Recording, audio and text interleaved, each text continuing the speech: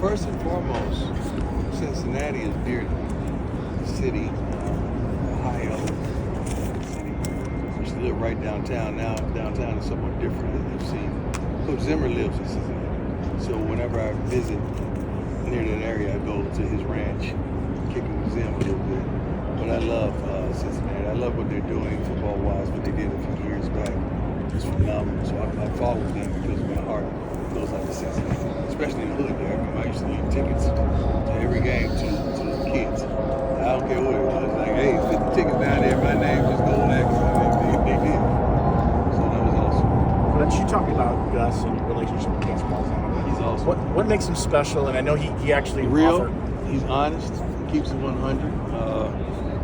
When we went there on a recruiting trip, I've never seen a coach do this. He had a kid there was like a 5-star quarterback. And he said, all right, see what y'all got. He took Shador on the backfield with some receivers and that quarterback, and they went at him, throw for throw. You know how it turned out. But who does that? Besides the coach that want to know the truth. He kept it a buck with us the whole time, man. I just love his style. I love his tenacity. I love his endurance. I love what he stands for, and I'm good with him. I forever support him. Are you looking forward to that opportunity to go down to Orlando and return to Florida again? Yeah, most definitely. We have, I think, close to 20 or more Floridians on our team. So, and I'm from Florida, so we got a few staffers from Florida. So I welcome that moment that we get opportunity. And I guarantee you there'll probably be the most requests from high school players that I guarantee they ever had. I make sure that. I will make sure that. But he's phenomenal, man. I love him. All these coaches have been great to me. They've been gracious. They've been kind. They've been supportive. They've been outside the box. I'm not used to that. I'm not used to nobody treating me right. I'm not used to it. I'm used to the hate, you know. But being used to the hate, you guys have helped me understand what love is. Coach, you've talked about players wanting the bright lights. Shador certainly handled that well last year, but now everybody knows who he is. Everybody's been knowing who he was. I think. What is the key? We barely lost when we were in Jackson. Right. So everybody knows who he is. The key this year is consistency and protection. We got to protect him. We got to be consistent. We got to be able to run the football. We got to do some things that keeps us where we want to be. And that's ahead of the game, ahead of the curve. We've flipped the roster once again, which we had to. We're doing things out of necessity, not just because we're doing stuff for recreational purposes. I gave you guys a stat that I'm sure you couldn't believe, because you talk about us being in the portal so much. When I told you 17 freshmen and 14 of them played, ain't nobody ran with that story, huh? Who else plays more freshmen than we do? That percent. What is that percentage? Over 80. Huh? Over 80. So who in college football plays 80% of their freshmen? Nobody. But we're portal driven. We do what we have to do to make sure things are sufficient and suffice. Now, once we have stability in other positions, then we can go out and grab more freshmen. You'll probably see an increase in that. High school, you see an increase in that every year that we guarantee success. This year, of course, we had to go and get some linemen that are ready, that has played in the Power 5, that have started a multiplicity of games in the Power 5 that can protect our most valuable asset, that's our quarterback. What's a sellout in Boulder like for those that haven't been? A sellout in Boulder, what is it like for those that haven't been? It's crazy. You can feel the energy to the television. I'm sure you may not have been there, but they watch us play on television. Boulder is unbelievable. The fans, the support, the love, the passion, not just for the people in Boulder, that for the people that fly in to migrate to our games. I'm forever grateful and thankful. Not only that, but for the networks that choose to put us on, because they know people want to see us lose and people want to see us win. Nevertheless, they want to see us. Coach, as professionally, as a coach, you've jumped up from one division conference to another, and as a player at Florida State, they were just a few years out of being in the Metro Conference before they got in the ACC. Right. Because of your familiarity with football in Florida, what do you think of UCF and their jump up and what it means for them? My concern is Colorado. I rest my case. I get it. I ain't got time for nobody else, man. I got time for my kids. Coach, you talked about Commissioner Yormark calling you a shot caller earlier. Just what's your first impressions with him overall right now? Man, that's a boss, man. That's a Fred Astaire. Like that. I'm trying to think of guys I can compare him to. He is awesome. He's unbelievable. He's a forward thinker. He's a guy that gets it done. He don't talk about it. He is about it. I'm glad to partner with him on what we're doing. I'm glad that Rick did his homework and research and put us in the best place he could possibly place us as a school. You guys are only thinking football. I'm thinking other sports as well that it's going to benefit from this transition. And I'm happy that we're in the Big 12. Coach, one thing you guys hold on, go ahead. One thing you guys have this year that didn't last year is you got a core group that's back. It's always changing. Do you think it helps to have that core group that's back and kind of knows? Well, we have. You're right, but then again, it goes to another level. We have mature young men that understands the moment and understands timing and understands now. That's what we have. That's what we didn't have. We didn't have guys that believed in themselves. We didn't have guys that believed in the program, believed in the team. We have young men that believe they're pros. They believe that if we ball out, when we ball out, many more of us are going to get opportunities because we balled out. I showed them statistics of the top, I think, 4 teams in college football, including Florida State. Those schools collectively had the most kids that were drafted. That's what winning does. So if you want more young men to go into the draft from your team, win. That's all you do. Just win. I'm looking forward to 2 more guys joining the 2 that we have that we know are going in the top 5. There should be 2 more on the roster. I'll let you figure that out, but there's 2 more going in the first round. I feel that, and I stand by it. Coach, you talked about BJ Green earlier, but you have 2 other transfers, defensive ends, Deion Hayes and Sam. Unbelievable. What are you going to do to make sure that all 3 of them get the snap state as well? They're going to get on the field, and I'm going to say, get up. What you mean what I'm going to do? I can't play no more. They got to do it. I can't do it. They got to do it. Those young men, they have that though, man. Their thought processes are different, man. They're pros that's still playing in college football. Like they get it and they want it and they know what it takes to get to that level. And shoot, they got 2 pros on the defensive line that are teaching them and coaching them. And Coach Vincent Dancy, that's one of the best coaches on the darn staff to me. That he's going to be probably the next coordinator at some point or some time for us. So those young men that we have, and I could keep naming several other guys. Shoot, you don't forget.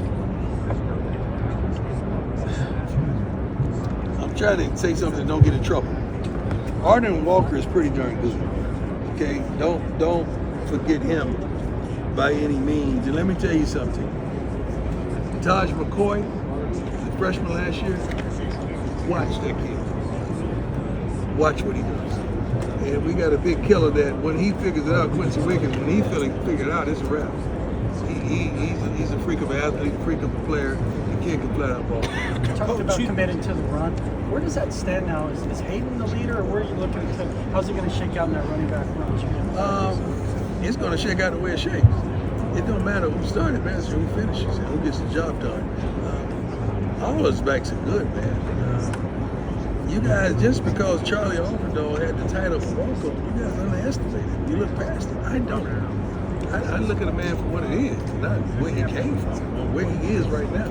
So forget the small beginnings. I think he deserved the opportunity. He's not a walk-on anymore. He's a scholarship player, and he's the starter at this point. They got to beat him out. Coach, you talked about potentially having 4 first-round draft picks this upcoming year. Yeah. Some very early draft projections have Shador coming right here to Las Vegas to play for the Raiders. That'd be nice. Just your thoughts on the city and the city possibility. I'm not a gambler, so I'm not with all that. But that'd be nice. He has a wonderful head coach, and a wonderful president in his organization that I think I'm meeting today, actually, right? Yeah. So That'll be nice. I've been looking around the stadium. Talk to us. It's a nice stadium. It's nice. It's Talk to nice us around about here. Antonio Pierce. Obviously, you just mentioned him. Great man, great leader. Earned the job. They didn't give him nothing. He earned the job. I love what he brings to the table. I don't want him to lose to the point where he has the ability to get Shador. Let's get that straight. Okay? I don't want that to happen. I really don't. But I would mind some kind of way it happens that he's here. I don't want that to happen. Coach, college football, about rivalries, obviously Colorado, Nebraska were theirs last year. Have you gotten or heard from along Colorado being back in the Big 12? Because obviously players' territory. No, I hear everything else. I mean, everybody say all kind of stuff about it. You hear everything. I don't hear that part of it. I hear all the crazy stuff. Coach, it's obviously a pretty hectic day, but earlier you got a chance to kind of reminisce. Man, how you doing? I'm good. How are you? Yourself? That's pretty good. Yeah. You looking good, man. Thanks, I appreciate it. You got to reminisce with Coach Olmo earlier and tell some stories with Shiloh.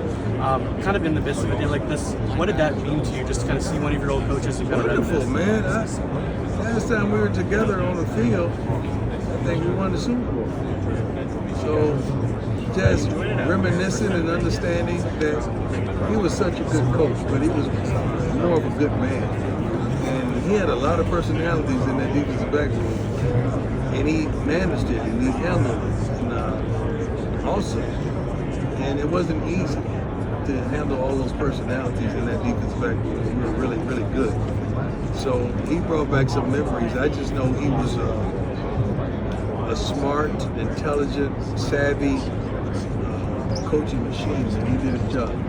And the year we were together, thank God, I think I was defensive player of the year. But 1 year we were together, so I'm forever grateful. Just one or two more guys. One of the things that's been previewed this offseason is the new uniforms. Is that something that fans maybe would succeed in college football 25? Man, I don't know nothing about that video game. I'm not a video game guy. I love video games, but I'm a real game guy. I don't know, like you guys talking about ratings and rankings. I don't know about that stuff. I'm just trying to figure out how can Shador be tied with another person. How that happened. Okay, and how can Travis not have the highest score on the game when he's arguably the best receiver and the best defensive back in college football? So how in the world can you not be the number one rated guy? Period. I don't understand that either. So I don't get that stuff where it comes from, but it's good conversational pieces. I think that's what this side. Favorite memory in Vegas? Having my money that I got off the plane with when I left. How is Shiloh handling the distraction of his legal situation, and is there anything? Shiloh's great. What distraction? The bankruptcy proceeding. Shiloh's good. You know what I want you to do? I want you to do this for me. I want you to do your homework and do a whole investigation of that, and then write that. I mean, a whole complete investigation on what truly happened. Did you know Shiloh won? Pardon me? If this team wins like you Coach, you touched on your relationship with Joey McGuire earlier. Yeah. Can you speak on, not just as a coach, but as fathers, the kind of relationship you two have? What was that last Joey part? McGuire, the relationship you two have, not just as coaches, but both as fathers. Joey was like the godfather, man, of the coaches in Texas, in high school football. Joey was the man. He was the go-to guy. And when my son played for me, I'm not a meddlesome type of father. I just go sit out and sit on the side and watch from afar. I don't get into it because sometimes you know too much. I didn't get into it. And he ran a heck of a program. He's very successful. When he left, I was hurt because so many kids was getting blessed from that area, but he had to move on and move on up. And going to Baylor, doing his thing, and getting an opportunity, I was happy for him. Joey is a stand-up guy. He's a great guy. He's always been consistently a good dude, and handled my son really well, and others that I know from that program. I got love for Joey forever. That's great. And he's opened his door for me a multitude of times to understand how to handle the Big 12 and how to understand the other coaches as well. If this Coach, as a young black male, you would see I'm gonna come back to you. Would you see perhaps Shador and Travis being in a battle for the Heisman? You gotta. I hope so, because that means we're winning. Because you don't get the Heisman unless your team wins. So I I would love. I don't really care about that award, but I would love for us to win so they would have the opportunity to experience that experience. Yes, sir. Yes, sir. Christopher Miller. As a young black male, this is much bigger than football. Yeah. This is Black history. That's right. So what does it mean to you knowing that you inspire so many young African American males to want to be a Power 5 college football coach? I'm very thoughtful and appreciative, and I think about that. And the way I approach some things, that thought process is in my mind. And I also think about how the black fathers portrayed. I remember how they were targeting LeVar Ball because he had love for his kids and wanted to do his thing. Next thing you know, both of those kids are first rounders, right? He told you before it happened, but you ain't like it. Now you all over LeBron about Bronny getting an opportunity. Bronny was going to get an opportunity whether you like it or not. It just depends on where the opportunity came from. It happened to be with his dad, which is iconic. And you look at my sons, and you attack that, and you always got something to say instead of being appreciative, because most of you got sons, daughters. And just think if somebody treated your kids like you treat ours, and you attack theirs like you attack ours, and you don't do your homework and understand the stories that you're asking me about. Like, you gotta really consider that stuff. But as a black man, you're gonna always be on the cross, my brother. A lot comes with that. Much is given, much is required. I'm ready for that, though. God chose the right one. That's why I'm thankful to be in front of you. Thanks, guys. Thank you. Appreciate it. Thanks, Coach. Great question, dog. Thank you.